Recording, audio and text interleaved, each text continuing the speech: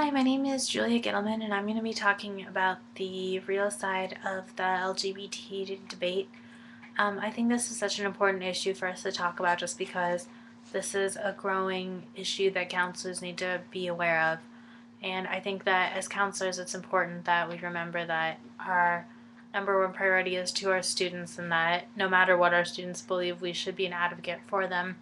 I know this issue can be really controversial because of all the religious backgrounds and um, differences of opinion that people feel very strongly about. But I think that as counselors, we need to put this aside and to make sure that we are doing what's best for our students. So, to begin, I definitely want to talk about what it's like in the real world for this issue. This issue not only affects students who are gay, lesbian, transgendered, or bisexual, but it affects the entire school population.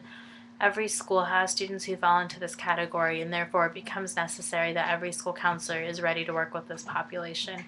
With this topic being so controversial.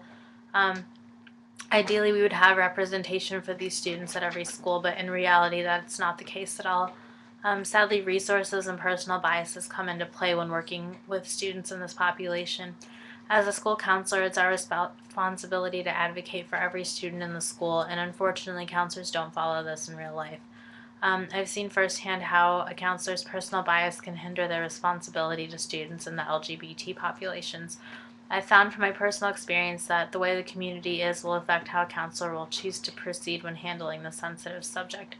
I interned at a school in a small Midwestern community where homosexuality was something that was considered to be morally wrong and highly frowned upon, and the counselor himself didn't actually believe this, but since the community felt so strongly about it, he refused to do anything with the LGBT group or to even address the issue or make a group for them or advocate for them. He simply kind of chose to ignore the fact that they were present at the school.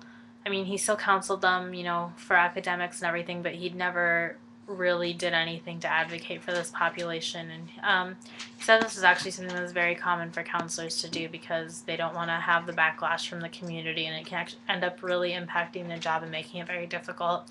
And so oftentimes counselors brush aside this population to avoid doing anything controversial, even though it may be helpful to the school. Um, as far as what he's doing, it's something that shouldn't be happening. It's the reality of the situation. I mean, ideally we would advocate for every single student in the school, but um, it's not happening in real life. The school I actually intern at now, they do have a group for the LGBT population that a new counselor came in and started last year.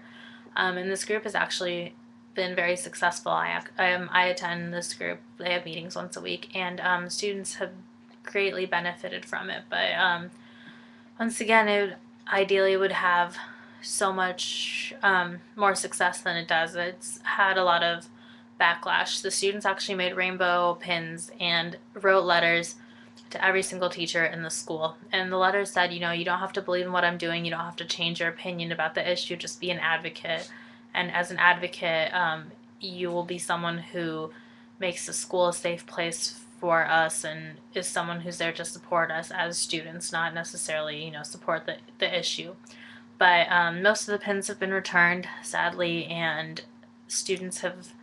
There was actually something posted in the paper against this movement, and it's a very sad thing that this is happening. But as counselors, it's our job to help spread advocacy for these students and to hopefully help others put aside in the schools to put aside their biases towards these students and make sure that they're having a positive and safe environment. And the counselor at my internship has done an amazing job trying to make sure that these students have a support system.